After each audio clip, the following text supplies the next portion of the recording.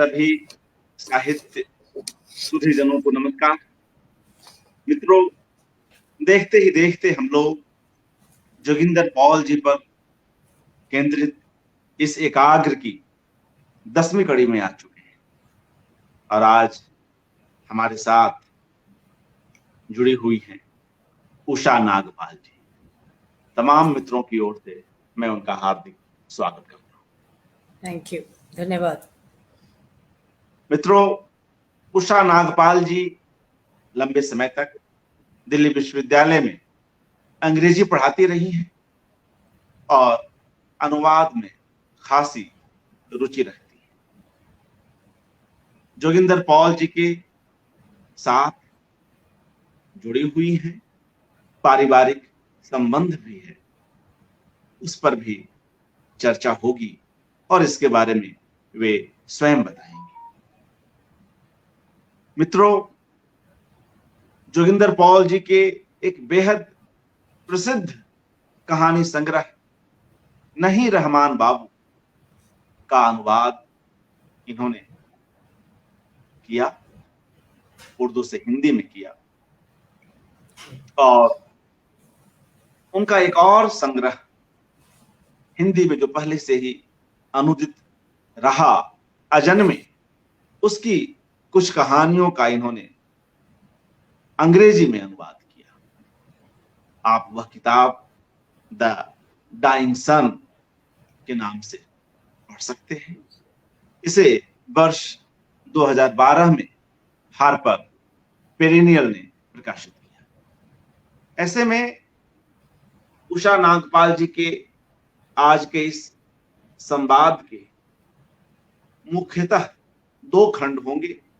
एक में वे बतौर अनुवादक बात करेंगे और एक बात और बतला दूं, नहीं रहमान बाबू का इन्होंने उर्दू से हिंदी में अनुवाद तो किया ही और अब स्वयं हिंदी से अंग्रेजी में भी उसका अनुवाद कर रही है। तो एक अनुवादक एक लेखक के साथ कितने स्तरों पर जुड़ जाता है, आज इसकी भी चर्चा हो। अनुवाद विधा एक महत्वपूर्ण विधा है, साथ ही एक जटिल विधा भी है। लेखक अनुवादक के बीच बहसें होती हैं, असहमतियां होती हैं और पूर्व के भी वक्ताओं ने इस पर रोशनी डाली कि कई बार लेखक स्वयं अपने लिखे को बदलता रहता है। वह एक अनवरत सिलसिला है लेखक के लिए, मगर अनुवादक का काम इससे बढ़ जाता है। कहां जोड़े, कहां घटाए, ये सब चुनौतियां आती रहती हैं। आज इन सब पर चर्चा हो और साथ में उनसे जुड़े जो संस्मरण है, जो पारिवारिक पक्ष है, उस पर भी बात होगी। तो आइए मित्रों, उषा नागपाल जी से निवेदन करते हैं कि वे कृपया अपना वक्तव्य आरंभ करें। उषा नागपाल जी, स्वागत। धन्यवाद, बहुत बहुत धन्यवाद। अगर आपकी इजाजत हो तो मैं सबसे पहले जोगिंदर पाल जी की एक कहानी पढ़ना चाहूंगी। तो जी, स्वागत। जी, अब ये कहानी है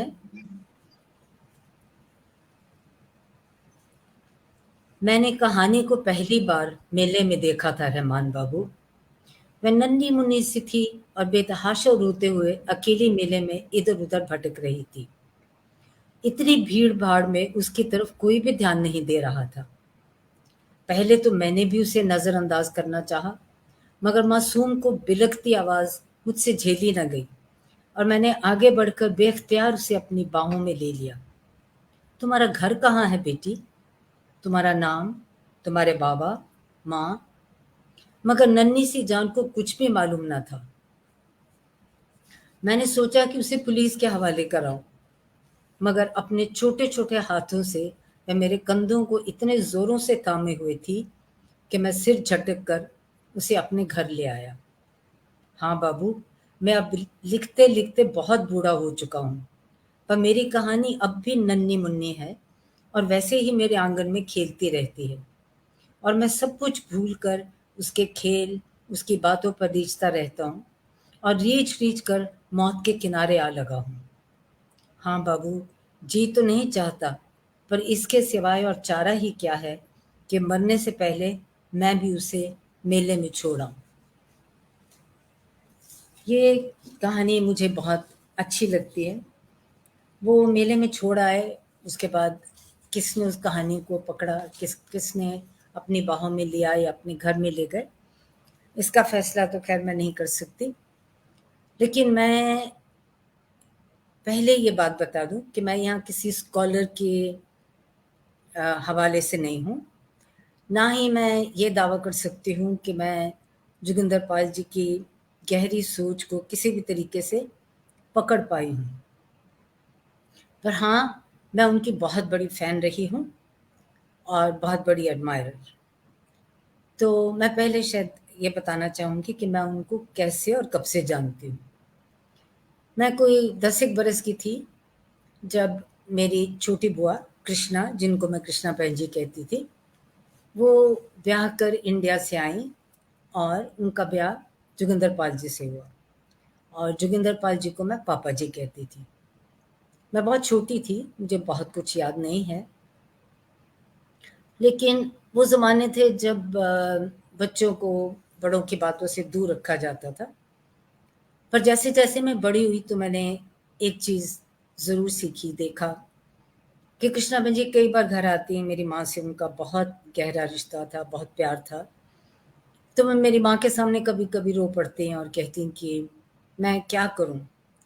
क्योंकि होता ये था कि वहाँ कॉलोनियल रूल था, ब्रिटिश रूल, और वहाँ जिस तरह से मेरे दादा इंडिया से जिस इंडिया को संजो के लेके गए थे, उन्होंने उसको वैसे ही रख छोड़ा था।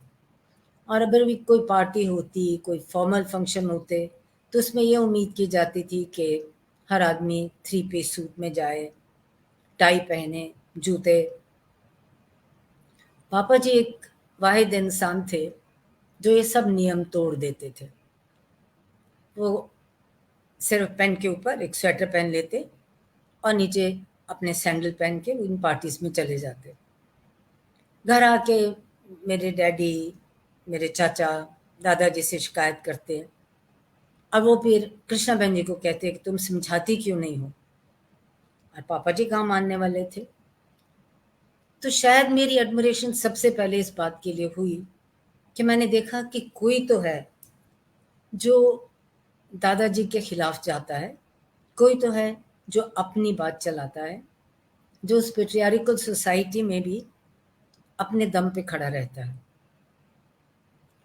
देखते-देखते कुछ साल बीत गए और फिर मैं बीच-बीच में उनको इस तरह से मिलती रहती, जब भी कृष्णा बहन जी मायके आते, पर ज़्यादा बातचीत नहीं होती थी। फिर ऐसा इत्तेफ़ाक हुआ कि मैं जब सीनियर कैम्ब्रिज में आई, तो मेरे माँ-बाप मेरे छोटे भाइयों के साथ इंडिया लंबी छुट्टी के लिए आए और कृष्णा बहन जी मुझे अपने घर ले गईं 1 महीने या उससे ज़्यादा के लिए। तब मैंने पापा जी को थोड़े और करीब से जाना। वो स्कूल पढ़ाने के बाद आते, चाय पीते शाम को और कुछ आराम करते और उसके बाद उनको एक बहुत लगन रहती कि कोई चिट्ठी नहीं आई। वो ज़माने थे जब पोस्टमैन घर नहीं आता था और सबके नाम पे एक पोस्ट बॉक्स होता था, पोस्टमैन पोस्ट ऑफिस में। तो वहाँ जाके अपने लिए चिट्ठियाँ देखनी होती थी। तो जब मैं उनके घर में रही, तो उस वक़्त मैं नहीं जानती पापा जी ने क्या देखा मुझ में, पर उन्होंने मुझे इस बात के लिए तैयार करना शुरू किया कि तुम सीनियर कैम्ब्रिज तक मत रुक जाना, तुम आगे की पढ़ाई करो। अब वहाँ पे नैरोबी में कॉलेज नहीं थे, हायर एजुकेशन का कोई ज़रिया नहीं था। लड़कों को तो सीनियर कैम्ब्रिज के बाद लंदन भेज दिया जाता, डॉक्टर बनने, वकील बनने, और लड़कियाँ घर में ही रह जाती और 1-2 साल घर के काम सीख के शादी हो जाती। लेकिन पापा जी ने मुझे इस बात के लिए तैयार किया मेंटली कि मैं आगे पढूँ। आसान काम नहीं था। मेरे पिताजी बहुत ऑर्थोडॉक्स थे और उनके लिए ये सोचना कि 16 साढ़े 16 सालों की लड़की को मैं इतनी दूर भेज दूँ बहुत मुश्किल था। पर किसी तरह से पापा जी ने बात कर के उनको मना लिया और उन्हीं को ये रिस्पॉन्सिबिलिटी दी गई कि वो मेरे लिए कॉलेज ढूँढें और फैसला करें कि मैं क्या पढ़ूँगी। तो इसलिए मैं तो पापा जी की बहुत शुक्रगुज़ार हूँ। मैं उनका एहसान कभी भी नहीं भूल सकती कि उनकी वजह से मैंने आगे की पढ़ाई की। पढ़ाई करने के बाद मैं घर जाती थी गर्मी की छुट्टियों में, तो अक्सर पापा जी और बहन जी हमारे घर आते और मुझे 1-2 दिन के लिए अपने साथ ले जाते और उनके घर जाके हम रात को जब खाना खाने के बाद बच्चे सो जाते, तो पापा जी बैठ के अपनी कहानी सुनाते, जो उन्होंने लेटेस्ट लिखी होती थी। मैं और कृष्णा बहन जी उनके पाठक थे या सुनने वाले थे और पापा जी जितने अच्छे लेखक थे, उतने ही अच्छे ड्रामेटिस्ट भी थे। वो अपनी कहानी इतनी खूबसूरती से सुनाते थे कि मुझे कभी-कभी यूँ लगता था कि उनके पन्नों से पात्र निकल कर मेरे आस-पास कहीं बैठ गए हैं या घूम रहे हैं। मैं तब से उनकी बहुत बड़ी फ़ैन हो गई। मैं इस बात के लिए भी उनका बहुत-बहुत शुक्रगुज़ार हूँ उनकी। एक और बात जो पापा जी ने मेरे अंदर डाली, वो थी हिंदुस्तान से प्यार। मैंने देखा पापा जी हर वक़्त बेचैन रहते थे। वो दिन में 2 बार पोस्ट ऑफ़िस जाते थे, अपना पोस्ट बॉक्स देखने। ये देखने के लिए कि शायद उनकी कोई भेजी हुई कहानी एक्सेप्ट हो गई है, कोई चिट्ठी आई है या कोई रसाला आया है, जो उन्होंने पढ़ना है।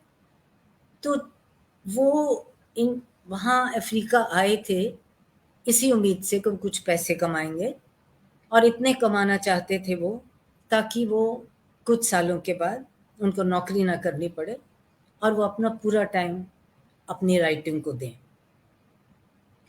ये जो उनके मन में एम थी, वो उन्होंने कभी नहीं छोड़ी। वहाँ की चकाचौंध, बड़ी-बड़ी गाड़ियाँ, पैसा, किसी का उन पे असर नहीं हुआ। उनका बस दिमाग इसी में था कि मैं किसी तरह से कुछ पैसे कमा लूँ और मैं वापस इंडिया जाऊँ। तो दूसरी चीज़ जो मैंने उनसे सीखी, जो मैंने तब तो मुझे ख़्याल नहीं आया, लेकिन अपने देश के लिए प्यार, वहाँ जाने की एक अंदर से लगन, एक किस्म की जिज्ञासा, वो सब उन्होंने मेरे अंदर डाल दी। तो जब मैं पढ़ने के लिए इंडिया आई, तो मैं शायद इंडिया को उन्हीं की आँखों से देख रही थी। मैं वो एक इंडिया ढूँढ रही थी, जो पापा जी बताया करते थे, जहाँ आसान नहीं है ज़िंदगी, जहाँ बड़ी-बड़ी गाड़ियाँ नहीं हैं, बड़े घर नहीं हैं, बहुत स्ट्रगल है, लेकिन ज़िंदगी तो स्ट्रगल में ही है। ये उनकी सोच थी और वो सोच मेरे अंदर भी भर गई थी। तो ये 2 चीज़ों के लिए मैं पापा जी की हमेशा शुक्रगुज़ार रहूँगी। अब मैंने मैं पापा जी को कब से जानने लगी, कितना जानने लगी, इस बारे में तो बात हो गई। अब सवाल ये है कि मैं यहाँ पे क्या कर रही हूँ? सच पूछिए तो ये सवाल मैं अपने आप से भी पूछ रही हूँ। मैं जब पढ़ाई ख़त्म हो गई, मैं वापस गई अफ्रीका साल डेढ़ के लिए, लेकिन फिर मुझे इंडिया वापस खींच लाया।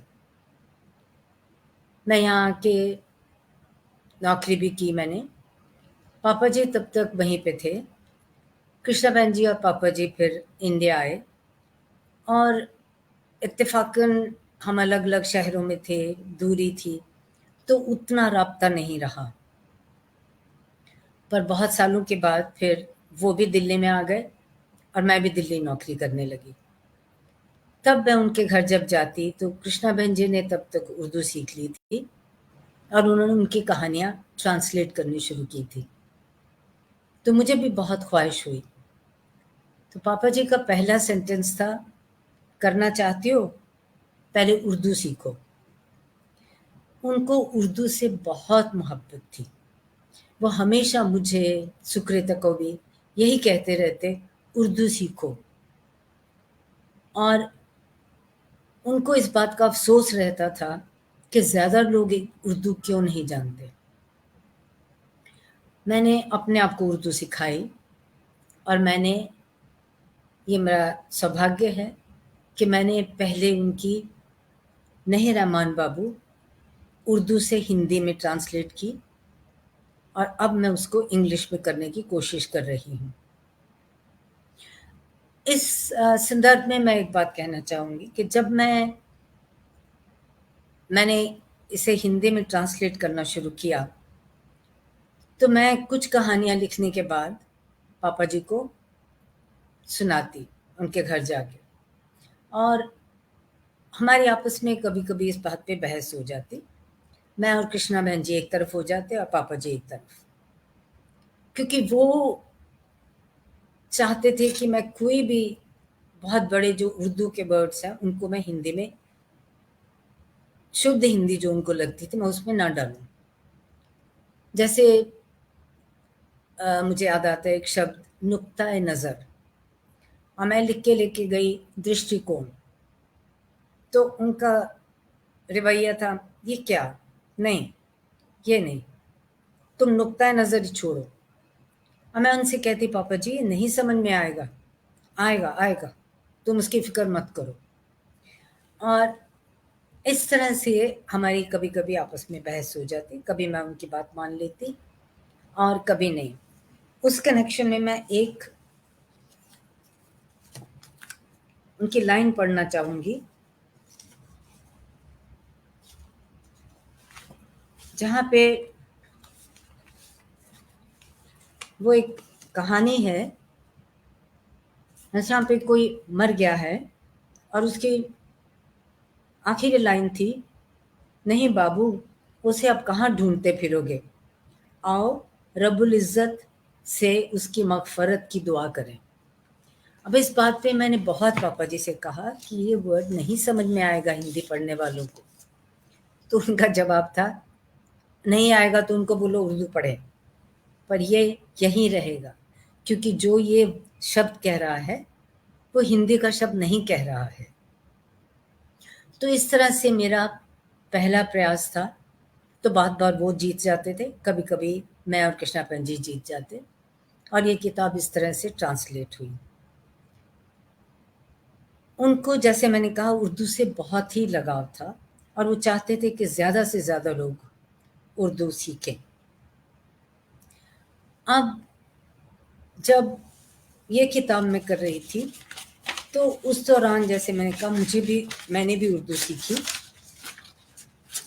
और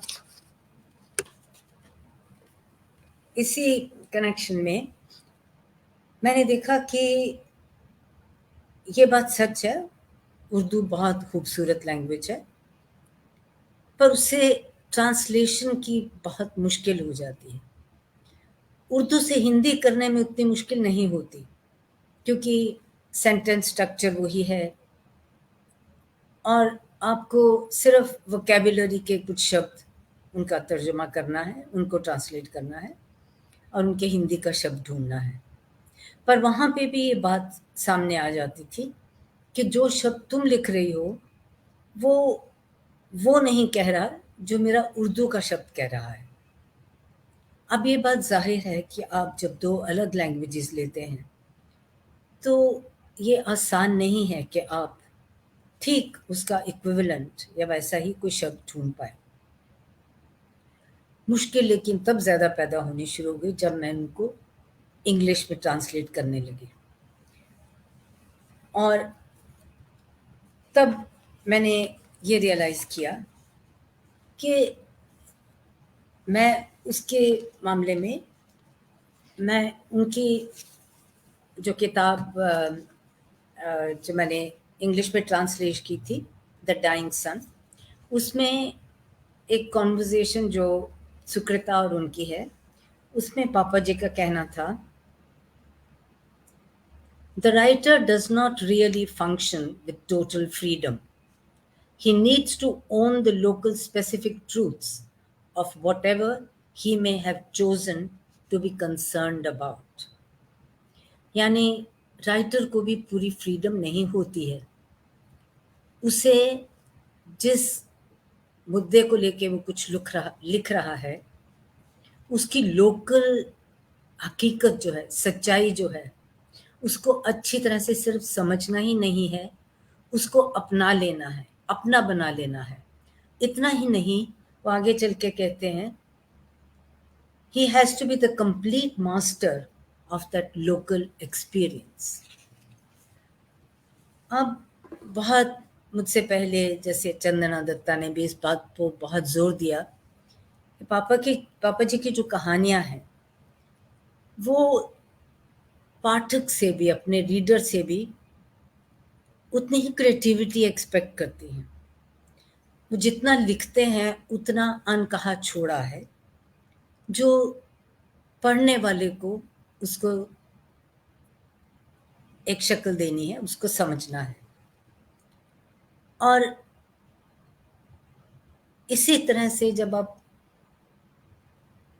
वो इस तरह से है कि जैसे हम कुछ सोचते हैं तो भाषा के बिना नहीं सोचते, हम भाषा के बिना एब्स्ट्रैक्ट में नहीं सोच सकते।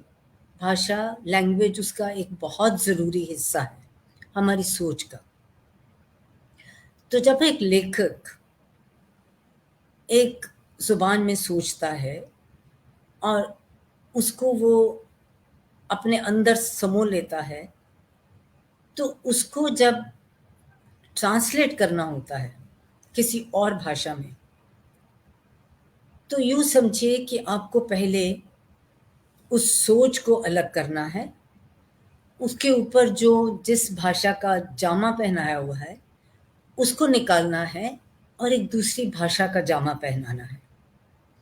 अब जहाँ तक उर्दू और हिंदी का सवाल है, ये बहुत मुश्किल नहीं है, पर जब इंग्लिश का सवाल आता है तो ये बहुत बड़ी समस्या आ जाती है।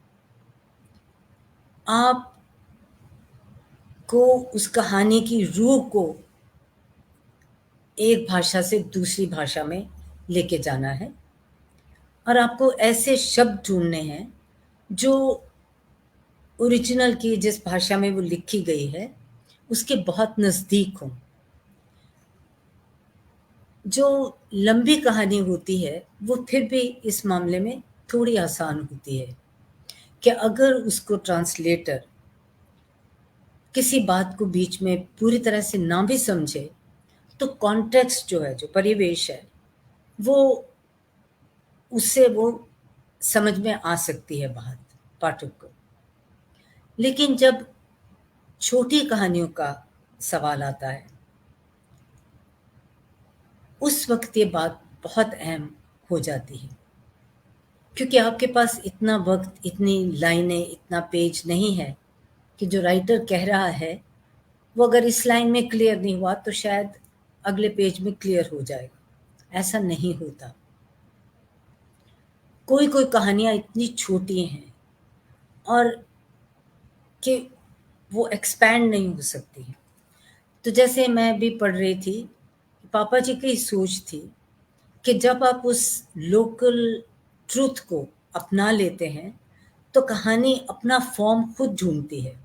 वो कहानी खुद डिक्टेट करती है आपको कि मुझे इस फॉर्म में, इस शक्ल में आप प्रेजेंट करो। तो फॉर्म और जो कहना है वो इतना जुड़ा है, इतना आपस में वेडेड है कि उसको सेपरेट करना बहुत मुश्किल है। और जब आप सेपरेट करना चाहते हैं तो और दिक्कतें पैदा हो जाती हैं। जैसे आप अगर ट्रांसलेट करते वक़्त जो आपको समझ में आया है, आप अगर उसको लिख देते हैं, तो शायद आप राइटर के साथ या उस कहानी के साथ नाइंसाफ़ी कर रहे हैं। क्योंकि वो तो बहुत सतह पे, बहुत लेयर्स वाली कहानी है, जो बहुत नीचे ले जाती है आपको, बहुत गहराई में ले जाती है। तो अगर आप उसको, जितना आपको समझ में आया है, और आप अगर बहुत परसेप्टिव रीडर नहीं हैं, तो आप अपनी सोच के मुताबिक ट्रांसलेट करेंगे, तो आप बहुत कुछ खो देंगे। कभी-कभी बहुत छोटी कहानियाँ हैं उनकी, जहाँ से मुझे वो समस्या बहुत मुश्किल, बहुत कठिनाई हो रही है ट्रांसलेट करने में। जैसे मैं उनकी एक छोटी सी कहानी पढ़ के बताती हूँ। वो है जी, जिसमें वो कहते हैं कि रहमान बाबू, ये रहमान बाबू किताब में से है। तो वो कहते हैं कि क्या समझना चाहते हो रहमान बाबू, सूझबूझ से ही तो काम लेकर अब किनारे आ लगे हो। नहीं रहमान बाबू, अब आगे की खबर लेना चाहते हो तो बेखबर हो जाओ। मैं ये लाइन दोबारा पढ़ना चाहती हूँ। अब अगर आगे की खबर लेना चाहते हो तो बेखबर हो जाओ। इनकी कहानियों का ये एक बहुत कमाल की बात है कि बहुत डिसेप्टिव हैं, बहुत धोखा दे जाती हैं। जब आप ये लाइन पढ़ते हैं तो आपको लगता है हाँ, इसको करना क्या मुश्किल है। अगर आप आगे की खबर लेना चाहते हो तो बेखबर हो जाओ। लेकिन इसको करके देखिए। वो जो एक शब्द है बेखबर, उसकी कितनी तहें हैं, कितनी गहराई है। वो क्या कहना चाहता है कि आप अपने पास को भूल जाओ, या कि आप भोले बन जाओ, या आप अपनी स्लेट को क्लीन करके दोबारा से ज़िंदगी शुरू करो। और भी कई मतलब निकल सकते हैं। अब एक इंग्लिश में ऐसा शब्द ढूँढना जिसकी उतनी ही तहें हों, उतनी ही गहराई हो, ये आसान काम नहीं। और अगर आप एक ऐसा शब्द ढूँढते हो जो सिर्फ़ एक ही मतलब बता रहा है, तो ये इस कहानी के साथ बहुत नाइंसाफ़ी है। इसी तरह से उनकी एक और कहानी है, वो इससे भी छोटी है। वो कहते हैं कि हम मज़हब हैं रहमान बाबू, मगर इसका क्या किया जाए कि हर किसी को अपनी बिसात का ही खुदा मिलता है। और बस कहानी सिर्फ इतनी है। अब ये शब्द अपनी बिसात का ही खुदा मिलता है, इसको समझना बहुत मुश्किल है। क्या कहना चाहता है राइटर कि हमें वो खुदा मिलता है जो हम डिज़र्व करते हैं, हमें वो खुदा मिलता है जो हमारी कल्पना में होता है, जिसकी हमने कल्पना की है, हमें वो खुदा मिलता है जो हम एक लिमिटेड हमारी इच्छाएं पूरी करने वाला। कौन सा खुदा? तो ये शब्द जो है अपनी बिसात का, ये इसको ट्रांसलेट करना बहुत मुश्किल हो रहा है। तो इस तरह से जो गहराई उनकी कहानियों में है, जो एक एक शब्द में है, उसको समझना और फिर उसको ट्रांसलेट करना, ये बहुत मुश्किल काम है।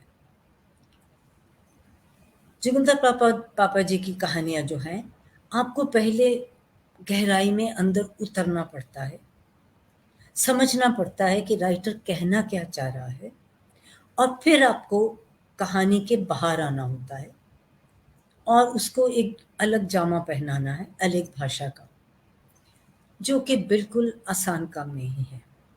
शायद और लेखकों के साथ भी यही है। मैं ये नहीं कहती कि सिर्फ ये इनकी खासियत है, लेकिन ये मुश्किल ख़ास तौर पे जो उनके अफसानचे हैं, छोटी-छोटी कहानियाँ हैं, उनमें बहुत दिक्कत पेश करती हैं। मैं जब ये ट्रांसलेट कर रही थी तो मुझे बार-बार, हर बार यही होता है कि कहानी के अंदर पहले जाना होता है और फिर अंदर से बाहर की तरफ आप आते हो। जबकि आप एक आम कहानी पढ़ते हो जो आप चलते-फिरते, एक आदमी था, उसकी शादी हुई, उसके 2 बच्चे थे, वो फिर ऐसा हुआ, ये हुआ, वो हुआ। आप उसको सीधा-सीधा ट्रांसलेट कर सकते हैं, लिटरली भी ट्रांसलेट कर सकते हैं। लेकिन इस तरह की कहानी का क्या कीजिएगा, जहाँ पे सिर्फ़ 2 लाइनें हैं और वो कह रही है कि हम मज़हब तो हैं, लेकिन हमें इसका क्या करें कि हमें अपनी-अपनी बिसात का ही खुदा मिलता है। तो ये मुश्किल एज अ ट्रांसलेटर बार बार आती है। फिर दूसरी बात है कि अब जब ट्रांसलेट करते हैं, आपने किसी तरह से उसका कोई मतलब पकड़ा या आपको एक शब्द मिल भी गया, तो आपने उसको ट्रांसलेट कर दिया। लेकिन कभी-कभी कोई कहानी इतनी खूबसूरत, इतनी नज़ाकत, इतने एहसास से लिखी गई है कि आप शब्दों को तो ट्रांसलेट कर लेंगे, लेकिन उस एहसास को कैसे पहुँचाएँगे आप? उसको कैसे ट्रांसलेट करेंगे? और इसके लिए मैं एक कहानी पढ़ना चाहूँगी, अगर आप इजाज़त दें तो।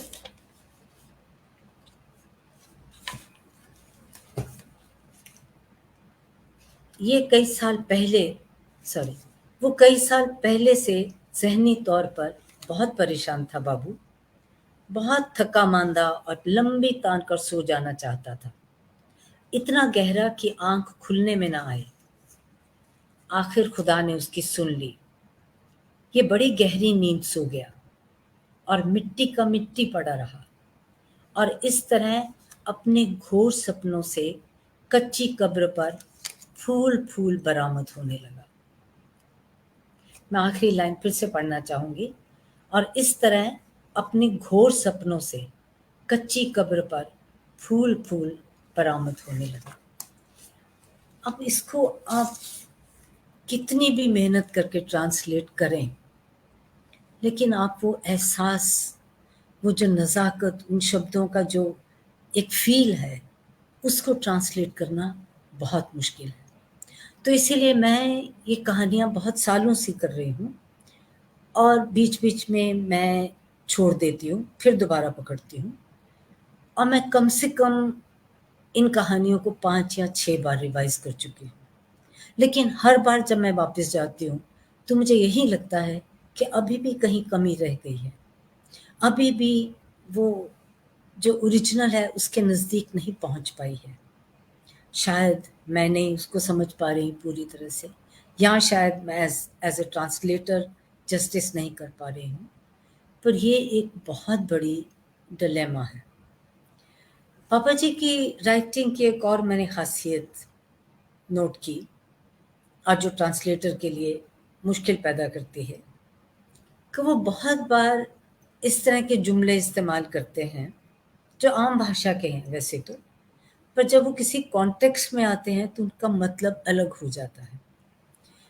मैं पहले एक कहानी पढ़ूँगी, फिर मैं उसके बारे में बात करूँगी।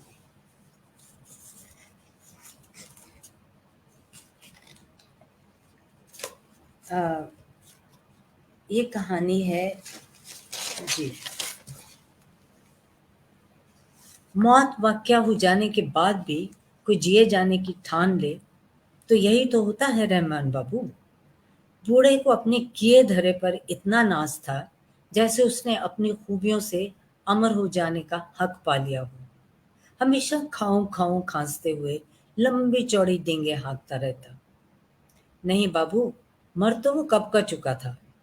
मौत पर सीधे-सीधे चलता बनता, तो मुक्त हो जाता। वह तो अपने आप को सौंपने से इनकार ही किए जा रहा था।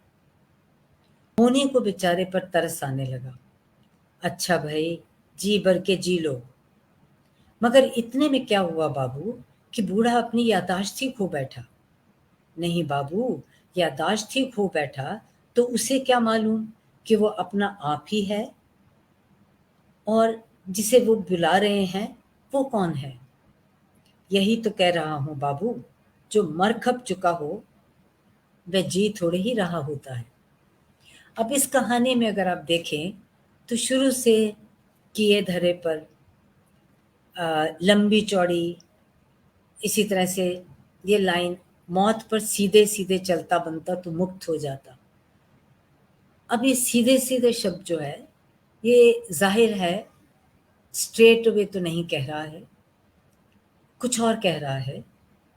और फिर उसके बाद होनी, अब होनी को आप कैसे ट्रांसलेट करेंगे? होनी को बेचारे पर तरस आने लगा। अच्छा भाई, जी भर के जी लो। और फिर आगे चल के, यही तो कह रहा हूँ बाबू, जो मर खप चुका हो।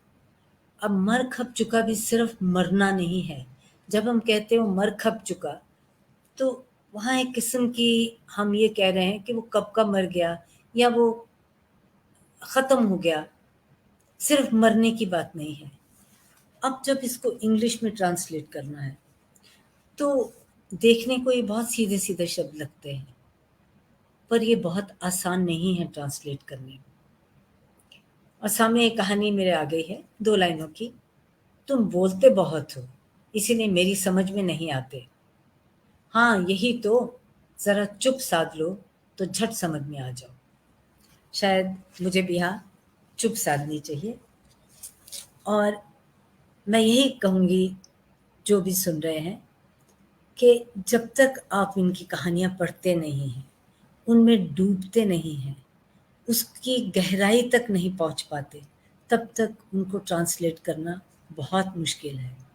और ट्रांसलेशन को अगर आप पढ़ें भी, तब भी शायद कहीं न कहीं एक आस रहेगी कि मैं ओरिजिनल पढ़ पाऊँ। शायद वो कहानी आपको ये कहेगी कि इसको जिस भाषा में ये लिखी गई है, उसको उसमें भी पढ़ो, तो शायद तब भी वो मुकम्मल होगी।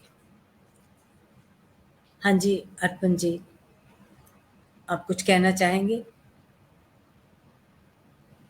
हेलो? अर्पण जी, कहाँ गए? जी, बना हुआ हूँ। जी, जी। तो आप कुछ कहना चाहेंगे या पूछना चाहेंगे? नहीं तो मैं एक कहानी और उनकी पढ़ना चाहूँगी। जी, स्वागत। बिल्कुल, जी। बिल्कुल। इससे पहले चंदना दत्ता ने भी हाँ, एक बात मैं कहना भूल गई कि शायद ये जो छोटे-छोटे अफ़साने हैं, इनको एक पढ़ने का तरीका है कि इनको कहानी ना समझ के, पोएम समझ के अप्रोच किया जाए, तो शायद ये ज़्यादा आसान हो।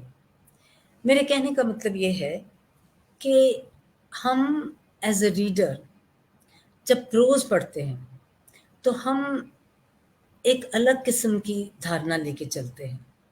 पर जब हम पोएट्री पढ़ते हैं, तो हमारा मेंटल मेकअप अलग होता है। मैं उदाहरण देना चाहूँगी कि एक अमेरिकन राइटर जिनका नाम मुझे फ़िलहाल याद नहीं आ रहा है, उनकी एक पोएम है, मैं पोएम भी पूरी तरह से याद नहीं, पर कुछ इस तरह से है कि I ate the plums that you were probably saving for breakfast. Forgive me, but they were so cool, so sweet. अब ये प्रोज़ में अगर लिखा गया हो, तो आप कहेंगे कि शायद हस्बैंड ने फ्रिज से निकाल के प्लम्स खा लिए और वो वाइफ़ के लिए मैसेज छोड़ के जा रहा है या बेटा अपनी माँ के लिए मैसेज छोड़ के जा रहा है कि मैंने वो खा लिए हैं, सॉरी। लेकिन जैसे ही आप इन लाइनों को पोएट्री फॉर्म में लिखते हैं, जैसे आप लिखें कि I have eaten, next line, the plums, next line, that you were probably saving for breakfast. Forgive me. तो आप उसको पढ़ने के बाद ये सोचते हैं कि नहीं, ये इतनी सीधी बात तो नहीं हो सकती। इसमें ज़रूर गहराई गहराई है। तो आप उसको अलग तरीके से पढ़ना चाहते हैं। आप उसके एक-एक शब्द को सवालिया नज़र से देखते हैं। आप पूछते हैं कि प्लम्स ही क्यों? पीचेस क्यों नहीं? मैंगो क्यों नहीं? फ़ॉरगिव मी क्यों? सॉरी क्यों नहीं सीधा-साधा?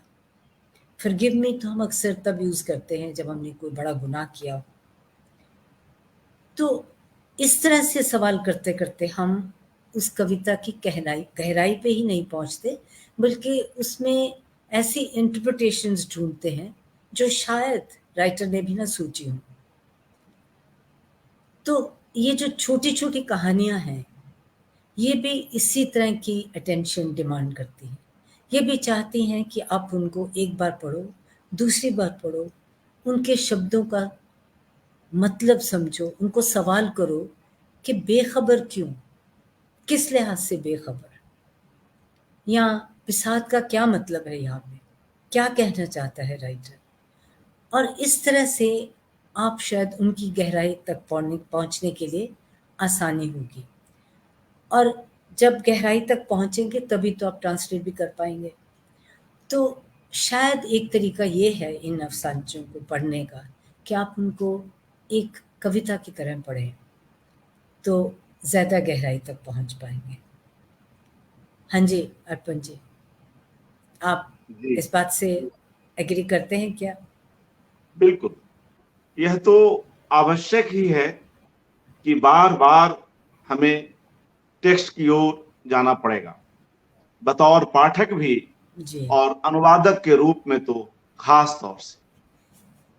जितनी जी, बार हम उस टेक्स्ट को पढ़ेंगे, उसके अर्थों की जो बहुस्तरीयता है, वह हमारे सामने खुलती जी, चली जाएगी हाँ और जी, हम मूल जो हमारा टेक्स्ट है, जो हमारा जिसे हम ट्रांसलेशन की भाषा में सोर्स लैंग्वेज कहते हैं, उसके साथ हम जी, न्याय कर पाएँगे। और जो हाँ टारगेट जी, लैंग्वेज के जो हमारे पाठक हैं, वे टारगेट लैंग्वेज के पाठक भी उसी आत्मा को, उसी आत्मा तक पहुंच पाएंगे जिस आत्मा में जो मूल लेखक है उन्हें ले जाने की, उन तक पहुंचाने की कोशिश कर रहा है। जी। मित्रों, मैं जी मैंने देखा चंदना दत्ता जी ने जैसे और और भी वक्ताओं ने उनकी पार्टीशन की कहानियों के बारे में ज़िक्र किया। तो एक कहानी है जो पार्टीशन से जुड़ी भी हुई है, लेकिन आज के संदर्भ में भी बहुत सूटेबल है। तो वो कहानी अगर आप इजाज़त दें तो मैं पढ़ना चाहूँगी। जी ये स्वागत। है, रहमान बाबू, तुम सब लोग तो 47 में कराची का इरादा करके निकल पड़े थे। एक मैं ही अड़ गया था कि अपना घर छोड़कर कहीं नहीं जाऊँगा। नहीं बाबू, सब कुछ अपने इख्तियार में थोड़े ही होता है। मैं भी वहाँ कहाँ टिका रहा। तुम्हारे जाने के बाद मैंने भी आखिर महाजरत करके इस दूर-दराज मुकाम पर रिहाइश इख्तियार कर ली। तुमने मेरा पता कहाँ से हासिल किया? यहाँ तो ना कोई मुझे जानता है, ना मैं किसी को। मुझे पागल समझते हो बाबू? क्या ये तुम्हें वही शहर दिखता है जिसे छोड़ गए थे? या फिर अगर तुम सच कह रहे हो, तो फिर वहीं पड़े-पड़े मैं यहाँ इन अजनबियों में कहाँ पहुँचा हूँ, जो मुझे देखते ही चौंक कर चौकन्ने हो जाते।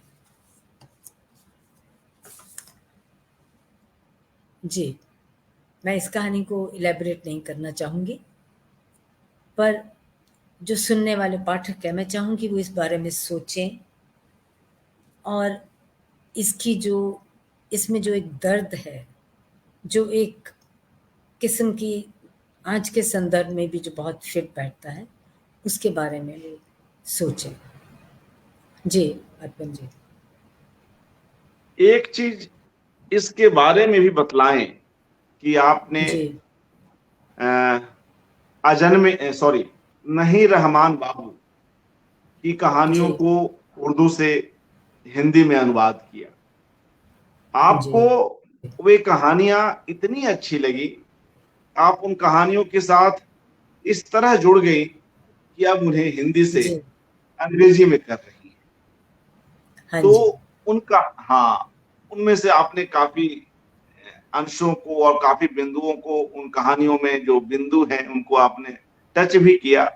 फिर भी कोई और जी। ऐसी बात जो बार बार आपको आपके भीतर के अनुवादक को वे कहानियां खींचती हैं, तो इस पर कुछ कहें कि किसी न किसी बहाने आप उन कहानियों की जी, ओर लौटना चाहती हैं, जबकि अगर आप चाहती तो उनके पास उनके उनके कथा साहित्य में और कितनी कहानियां हैं, लेकिन कुछ तो ऐसी बात है कि आप उन जी। कहानियों की ओर लौटती हैं। यही है कि मेरे ख़्याल में मेरे अंदर की वो जिज्ञासा और ये कि मैं इस कहानी को ठीक पकड़ क्यों नहीं पा रही हूँ या इसकी गहराई तक मैं क्यों नहीं पहुँच पा रही हूँ। और कभी-कभी मैं एक ही कहानी को 2-3 दिन तक पढ़ती हूँ, क्योंकि मुझे ये समझने में मुश्किल होती है कि क्या कहना क्या चाहता है राइटर? कहाँ जा रहे हैं ये कहानी लेके? और इसी वजह से मैं बार-बार वापस जाती हूँ। और फिर एक दिक्कत और जो शुरू में मैं गलती कर रही थी, बाद में मुझे एहसास हुआ, वो ये था कि मैं शुरू में कहीं न कहीं उसको इंटरप्रेट कर रही थी। जब मैं ट्रांसलेट कर रही थी तो चाहे ना चाहे, चाहते हुए भी कहीं न कहीं मेरी इंटरप्रिटेशन आ जाती थी उसमें। और मैं चाहती थी कि वो ना हो। मैं कोई ऐसा शब्द ढूँढूँ, जैसे बेखबर के लिए। मैंने कई लोगों को ये 2 लाइनें जो हैं इस कहानी की 3 लाइनें दी और उनसे कहा कि आप ये ट्रांसलेट कीजिए। और उन्होंने जैसे भी किया, मुझे कभी भी तसल्ली नहीं हुई। मैं अब भी जिस तरह से मैंने किया है, जैसे बेखबर के लिए वर्ड यूज़ हुआ ऑब्लिवियस, लेकिन मुझे अभी भी उससे संतोष नहीं हो रहा है। तो मैं बार-बार वहाँ जाती हूँ, इसी उम्मीद के साथ कि शायद मुझे कोई और इंग्लिश में ऐसा शब्द मिल जाए, जो उस बेखबर की तरह 2-3 तहों तक कम से कम पहुँचे, अगर उससे ज़्यादा नहीं तो। तो शायद ये वजह है कि मैं बार-बार इन कहानियों को पढ़ती हूँ और मैं बार-बार रिवाइज़ भी करते जाती हूँ। मैं जब भी लैपटॉप खोलती हूँ, तो मैं अक्सर शुरू से कहानियों को पढ़ती हूँ और मैं फिर उनमें से कुछ न कुछ कहीं न कहीं मुझे लगता है चेंज किया जा सकता है। कहीं न कहीं हाँ, एक और बात है जो मुझे इन कहानियों की तरफ खींचती है, वो है इन कहानियों की लैंग्वेज की सिम्प्लिसिटी। और ये पापा जी का बहुत बड़ा एसेट था कि वो बहुत सिंपल लैंग्वेज में बहुत गहरी बात कह जाते थे, जिसको पढ़ने से ऐसे लगता था, हाँ, कौन-सी बड़ी बात है, यही तो कहा है। लेकिन आप किसी को कहो कि इसी को आप अपने शब्दों में कह के बताइए, तो आप देखेंगे कि वो बहुत मुश्किल हो जाएगा, चाहे हिंदी से हिंदी में ही क्यों ना हो। जैसे कहानी मैंने अभी बताई कि हर किसी को अपनी बिसात का खुदा मिलता है। अब पढ़ने वाला कहे हाँ, हाँ, ठीक है, पढ़ ली, समझ में आ गई। तो आप उसे कहें कि अच्छा, अब आपको जो समझ में आया प्लीज़ मुझे भी समझाइए। तो आप देखेंगे कि एकदम वो इंसान अटक जाएगा, क्योंकि वो भी ये सोचने लगेगा कि बिसात किस मायने में इस्तेमाल किया गया है। तो ये चीज़ है जो मुझे बार-बार कहानियों की तरफ वापस लेके जाती है, बार-बार कहानियों की तरफ लेके जाती है। और मैं हर बार जब अपनी लिखी हुई ट्रांसलेशन पढ़ती हूँ, तो मुझे फिर लगता है कि शायद ये शब्द काफ़ी नहीं है। शायद ये मुझे दोबारा से इसके बारे में सोचना चाहिए। क्योंकि आप अगर उन्होंने 3 लाइनों की कहानी लिखी है और आप उसको 6 लाइनों में ट्रांसलेट कर रहे हैं, तो कहीं न कहीं आप ज़ाहिर है, आप अपनी सोच उसमें डाल रहे हैं। वरना उतनी ही छोटी कहानी होनी चाहिए जितनी उन्होंने लिखी है, उतनी ही मुख्तसर। तो ये जो एक कांस्टेंट चैलेंज है, ये मुझे बार-बार उनकी कहानियों की तरफ लेके जाता है, ख़ास तौर पे उनकी ये छोटी लघु कहानियों की तरफ। जी। जी, जी। और देखिए मैं भी शायद भूल ना जाऊँ, एक जी, बात जिस पर हम लोग चर्चा कर रहे थे वह उनके अदब से अलग, उससे अलग यह बात है कि हुँ। कैसे वे देहरादून में आपके साथ रहते हैं और जी, हाँ। जी, वो एक बार आए थे, मेरे पास जी, एक सवा महीना के करीब रहे, क्योंकि उनका घर रेनोवेट हो रहा था। ओके, सुकृता जानती थी कि अगर वो वहाँ रहे तो वो बार-बार कहेंगे जल्दी करो, मुझे अपना कमरा चाहिए, मुझे ये। तो इसीलिए वो मुझे फ़ोन करके कहती प्लीज़ आप थोड़े दिन और रोक लीजिए उनको। अब वो ऊपर वाले कमरे में रहते थे और जब भी मुझे मिलते, वो मुझे कहते 2 सवाल पूछते थे, "पढ़ती रहती हो ना?" "हाँ जी।" "लंबी साँसें लेती रहती हो?" "लंबी साँसें लिया करो।" ये उनका हर बार का मुझे हिदायत होती थी, लंबी साँसें लेती रहो। और वो खुद भी ऊपर जो मेरा गेस्ट रूम था वहाँ रहते थे। तो कृष्णा बहन जी तो सुबह तैयार होके नीचे आ जाते थे, तो मेरे साथ दिन गुज़ारते थे। लेकिन पापा जी ऊपर ही रहते और टेरेस घिसा दी थी उन्होंने चहलकदमी करके। अब वो कहीं बाहर जाना नहीं चाहते थे। और नीचे जब खाने का वक़्त होता मैं आवाज़ देती तो नीचे उतरते और खाने के बाद फिर वापस ऊपर चले जाते। और जितनी भी किताबें वहाँ पढ़ी थी, जो पहले वो पढ़ चुके होंगे, उनको उन्होंने दोबारा पढ़ा। फिर भी मुझे एक दिन कहते हैं, "एक बात बताओ तुम्हारे यहाँ पोस्टमैन नहीं आता क्या?" मैंने कहा, "आता है क्यों?" "नहीं, मैंने कभी देखा नहीं इस तरफ।" मैंने कहा, "हाँ, इतने कहानियाँ इतनी कुछ चीज़ें आती नहीं हैं किसी की, तो कभी-कभी आता है वो।" "ये तो बहुत मुश्किल है।" मैंने कहा, "क्यों?" कि मुझे अपने रसाले मँगवाने हैं, तो मैं कैसे मँगवाऊँगा? तो मैंने कहा कि नहीं आ जाएँगे, ऐसी बात नहीं है। नहीं, नहीं, मुझे देखने हैं, पता नहीं कितने रसाले आके पड़े होंगे पाकिस्तान से भी और जगह से। तो ये किताबें तो जो पढ़ी थी मैंने पढ़ ली हैं, अब मैं क्या करूँ? तो मैंने सुकृता को फ़ोन किया और मैंने कहा प्लीज़ वो बहुत बेचैन हो रहे हैं, उनको रोकना मुश्किल हो रहा है। तो उसने कुरियर करके जितने भी उनके रसाले आए हुए थे, जितनी मैगज़ीन आई हुई थी, वो सब भेज दी। और वो बहुत खुश हुए जैसे उनको जाने कौन-सा खज़ाना मिल गया। और मैंने और कृष्णा बहन जी ने भी सोचा चलो ठीक है अब कुछ दिन तक उनको बेचैनी नहीं रहेगी। लेकिन वो तो उन्होंने 2 दिन में पढ़ लिए। तीसरे दिन फिर वही सवाल पैदा हो गया, पोस्टमैन नहीं आता क्या? अब मैं क्या पढ़ूँ? तो उनको यही था कि मैं दिल्ली से दूर हूँ। दिल्ली की मोहब्बत नहीं थी, पर ये था कि अपने घर जाऊँ और वहाँ पे मुझे पढ़ने के लिए मेरी मैगज़ीन्स या मुझे कोई लोग मिलने आना चाहते हैं, मैं उनसे इतनी दूर आ गया हूँ। और मैंने ये भी नोट किया कि वो कृष्णा बहन जी पे इतने ज़्यादा डिपेंडेंट थे कि वो उनको अपनी आँखों से दूर नहीं करना चाहते थे बिल्कुल भी। और उनकी तब कृष्णा बहन जी की नज़र बहुत कमज़ोर हो चुकी थी, उनको ठीक दिखाई नहीं देता था। तो एक बार मैंने उनसे कहा कि मुझे देहरादून जाना है, क्योंकि मैं देहरादून से करीब 33 किलोमीटर पहले था मेरा घर। तो मैंने कहा मुझे वहाँ जाना है, तो मैं अब चलिए एक आउटिंग हो जाएगी। नहीं, नहीं मैं नहीं जाऊँगा। तो मैंने कहा मैं कृष्णा बहन जी को ले जाऊँ? ये क्या करेगी? इसको कुछ दिखाई तो देता नहीं है। मैंने कहा कोई बात नहीं, गाड़ी में बैठी रहेंगी, कम से कम ज़रा यहाँ से बाहर तो निकलेंगी। बहुत मुश्किल से उन्होंने इजाज़त दी और फिर कहने लगे, "अच्छा, तुम जाओगी मुझे किसी चीज़ की ज़रूरत पड़ गई तो?" तो मैंने कहा, "नीचे काम करने वाली है 24 घंटे की, आप उसको आवाज़ दो, वो आपके लिए बना देगी जो आपको चाहिए।" "नहीं पर अगर मेरी तबीयत ख़राब हुई तो?" "तुम इसके बाद सारे नंबर छोड़ के जाओ।"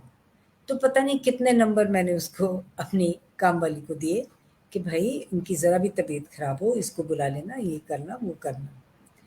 हम मेरे ख़्याल में मुश्किल से 10 किलोमीटर निकले होंगे कि फ़ोन आया मेड का कि वो पापा जी बात करना चाहते हैं। हाँ जी, क्या हुआ? कहाँ पहुँचे हो? पहुँच गए देहरादून? नहीं पापा जी, अभी नहीं पहुँचे हैं। क्या बात है? नहीं, मैं पूछ रहा था वैसे ही कि कब तक लौट के आओगे? तो मैंने कहा अभी तो हम पहुँचे नहीं हैं, 2-1 घंटे लग जाएँगे। 2 घंटे? उससे जल्दी नहीं आ सकते हो? और मेरे ख़्याल में जब तक हम देहरादून पहुँचे उनके कम से कम 4 फ़ोन आ चुके थे। तो जो भी काम करना था आधा काम करके मैंने कृष्णा बहन जी से कहा कि नहीं भई वापस चलते हैं, पापा जी बहुत बेचैन हो रहे हैं।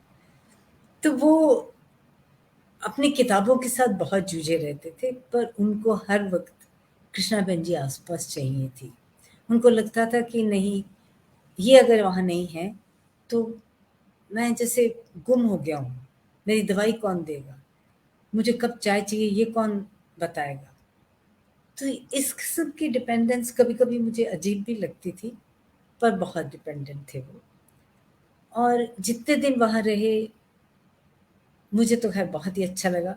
मेरा बस चलता तो मैं उनको और भी रोक लेती, पर उनको बस वापस जाने की बहुत लगन थी, क्योंकि उनको ये था कि मेरे रसाले आके पड़े होंगे वहाँ पे, मेरी मैगज़ीन्स पड़ी होंगी, मैंने उनको पढ़ना है, तो मुझे वापस जाना है। तो इस तरह से जितने दिन उन्होंने गुज़ारे, वो बहुत ही अच्छे रहे। जी। जी। मित्रों, हम लोग क्रमशः इस संवाद के उत्तरार्ध में आ गए हैं और बहुत ही रोचक बातचीत आज उषा नागपाल जी के साथ हुई, उनकी कृतियों पर, उनकी कहानियों पर और उनके निजी जीवन पर भी। एक लेखक, एक बड़ी सोच का व्यक्ति कैसे अपने आसपास को प्रभावित करता है। उषा नागपाल जो आज हमारे सामने बैठी हुई है, इनकी भी जो यात्रा रही करियर से लेकर अध्ययन अध्यापन तक की, उसके भी मूल में कहीं न कहीं जोगिंदर पॉल दिखाई देते हैं। जी। तो इस तरह चाहे वह नैरोबी हो, केन्या का शहर, या फिर भारत हो, कैसे वे अपने आसपास के लोगों में भी प्रतिभा की पहचान कर लेते हैं और किसी जेंडर बायसनेस से ऊपर उठकर लोगों को आगे बढ़ने की, खुले ढंग से आगे बढ़ने की छूट और जगह देना चाहते हैं। जोगिंदर पॉल जिस भाषा में लिखते हैं, उस भाषा से बेपनाह प्यार करते हैं। नहीं रहमान बाबू, जिसका अनुवाद उर्दू से हिंदी में उषा जी ने किया, उस किताब में भी जोगिंदर पॉल अपनी बेटी, कवित्री और अनुवादक सुकृता पॉल के लिए लिखते हैं कि वे उर्दू को अधिक से अधिक जाने समझें। अगर वह किताब आपके पास हो तो वह जो एक पंक्ति में संबोधन है सुकृता पॉल के लिए, उसको पढ़ लें। उससे हमें यह समझ में आता है कि एक लेखक अपने परिवार को और अपने उत्तराधिकारियों को, अपने आसपास को कितना चाहता है और उसमें कैसे जो भाषाएं हैं, भाषाओं को लेकर अधिक से अधिक उन्हें समृद्ध होता हुआ देखना चाहता है। और यह बात जोगिंदर पॉल सिर्फ अपने संतानों तक सीमित नहीं रखते, जो भी उनसे मिलने आते हैं, लेखक, अनुवादक, दोस्त, उन सब के लिए यह बात समान रूप से लागू है। जी उषा जी। हाँ जी, ये किताब जो उन्होंने लिखा है सुकृता के नाम, इस ख्वाहिश के साथ कि वो मेरी जुबान के अदब में बराबर दिलचस्पी लेती रहे।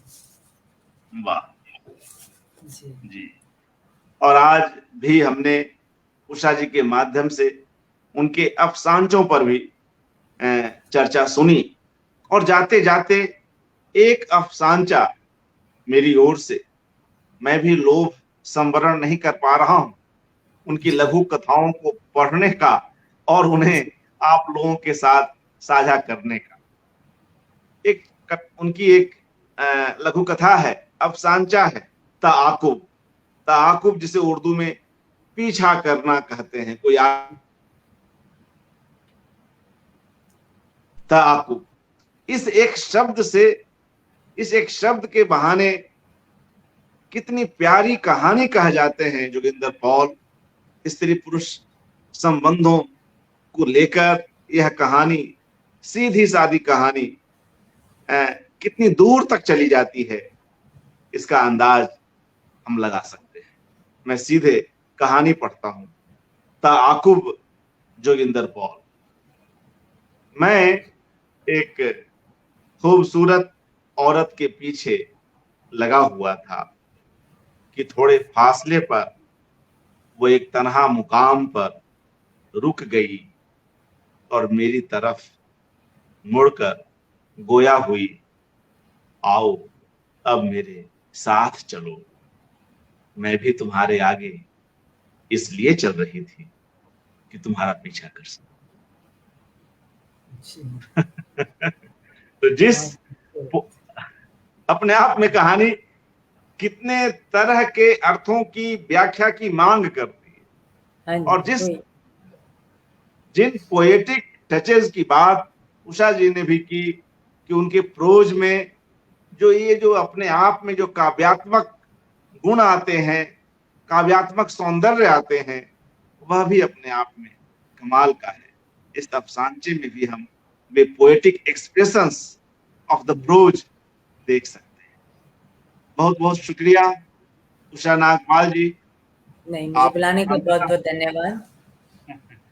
जी, अंततः हमसे जुड़ सके जी, और तमाम तकनीकी बाधाओं को पार करते हुए हाँ जी, आप यहाँ जी, तक आई। हमें अच्छा लगा और हम सभी आपके वक्तव्य से लाभान्वित हुए। शुक्रिया। तमाम मित्रों का जो इस कार्यक्रम को देख रहे हैं, जोगिंदर पॉल जी पर यह एकाग्र जारी है। कल हम एक नई कड़ी में पुनः मिलते हैं। शुभ रात्रि।